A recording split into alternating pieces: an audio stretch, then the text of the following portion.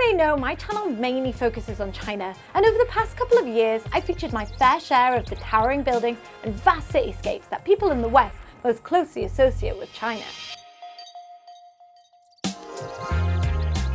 But those of you who know me well will be aware that culture is the thing that really drives me to make videos. And if, like me, you're a guest here in this country, then the best place to learn about and observe China's culture is in the place where my own love affair with dancing aunties and eccentric uncles began. One of my favourite things to do in China is visit the parks. Perhaps my favourite place of all was the park area that surrounds the wall on all sides. You might think I'm crazy for falling in love with what essentially is a few paths, some trees, a pavilion, and occasionally the odd temple. But as I've already alluded to, it's what goes on inside these public spaces that is the biggest draw. Are you ready?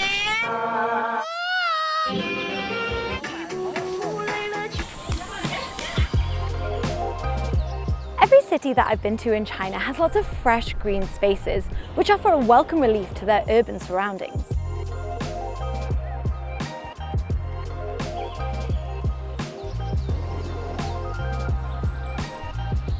I'm sure you know how hot China can get in the summer, but somehow a few trees and the odd lake can just make the summer heat a little bit more bearable. Or maybe it's the slower pace of life that exists within these urban retreats that help people to relax after a day spent in the city. Either way, the parks in China are the perfect place to de-stress, unwind, and let off some steam. You might think that the points I've made so far would apply to any park in any country, but I assure you, the parks here in China are very different to those back home. For starters, you often have to pay a nominal fee of a few RMB to gain entrance to some of the parks here in China. That means parks such as Jingshan Park or Beihai Park in central Beijing can actually feel like an attraction themselves. And when you think about the views offered over the Forbidden City in Jingshan Park or the cooling lake in Beihai Park, then for the equivalent of about 30 cents, this feels like pretty good value. There is a part of me that agrees with the argument that all parks should be free for everyone in society to enjoy. That being said, there are numerous free parks here in Beijing, and in other cities of course. But when you do have to pay, I feel like the entrance fee is really well spent.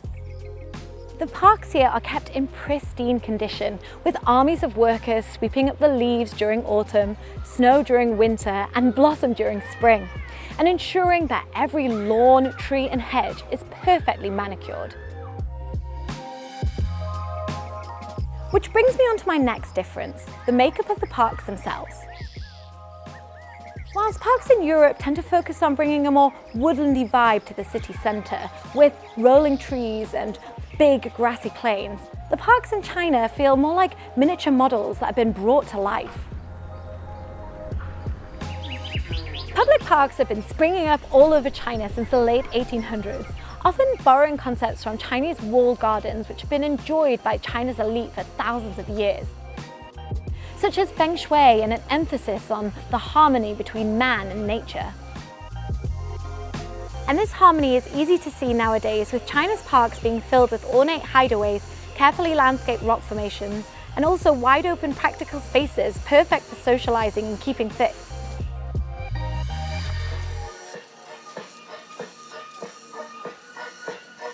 In the West, a lot of our socialising is done in the pub, which isn't really the healthiest of hobbies. But here in China, a lot of the socialising, especially in the older generations, takes place in the park.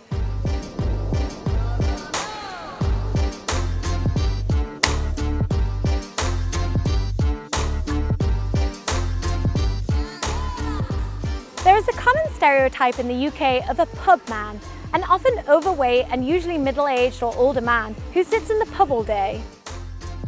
I guess China's equivalent would be the park man, who sits in the park all day playing mahjong with his mates or practicing an instrument, singing at the top of his lungs, cracking a whip, or showing his friends his pet birds.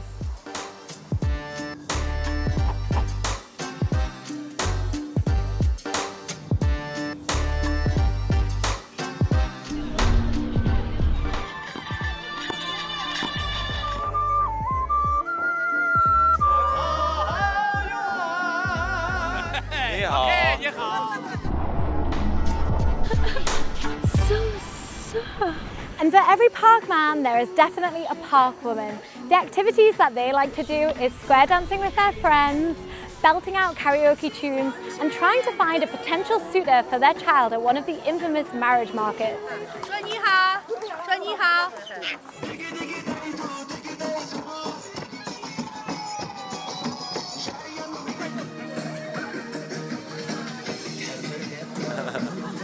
哇！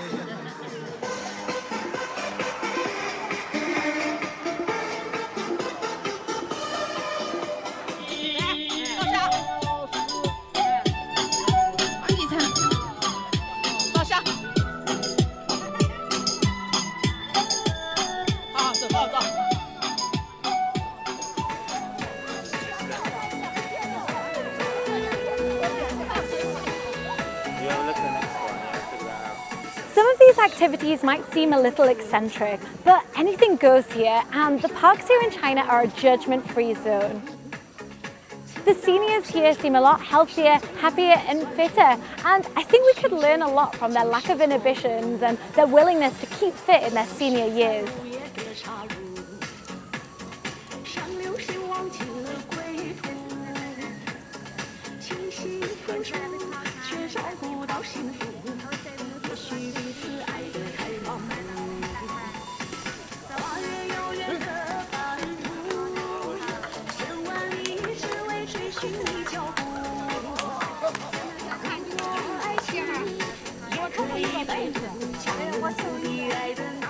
It's not just the older generation that benefits from parks, however.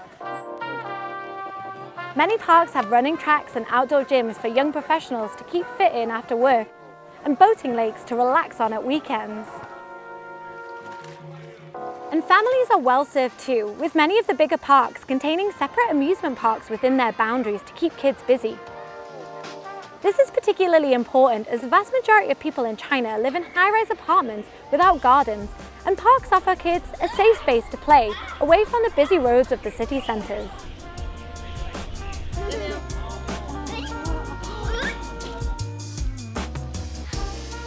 Another reason why I love the parks is because of how varied they are. For example, here in Beijing, each park has a separate attraction.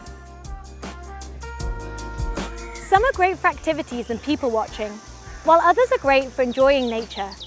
You might go to one park to see the water lilies in summer, or to another to see the sakura blossom in spring, or one which is more heavily forested to see the rusty foliage of autumn. One drawback that I personally experienced when we had Bonnie is that not a lot of the parks accept dogs here, and so they just won't let them in to preserve their perfectly manicured lawns. I found that some of the parks on the outskirts of the city were more welcoming to dogs, so if you do have a furry friend, then try and head to one of these instead.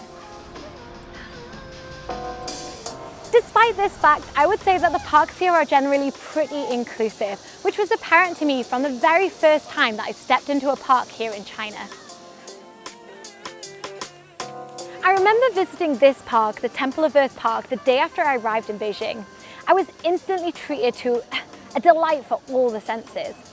All Beijingers were singing in the pavilion, the air was thick with the smell of freshly cut grass, and everyone around me was indulging in their hobbies in the spring sunshine. And still today, whenever I step into a new park here in China, I feel much the same way. They just fill me with this inner happiness. I love spending my time here, in the day when I'm sweating and I'm hot, in the night when everybody's out and about. The parks are the place to be.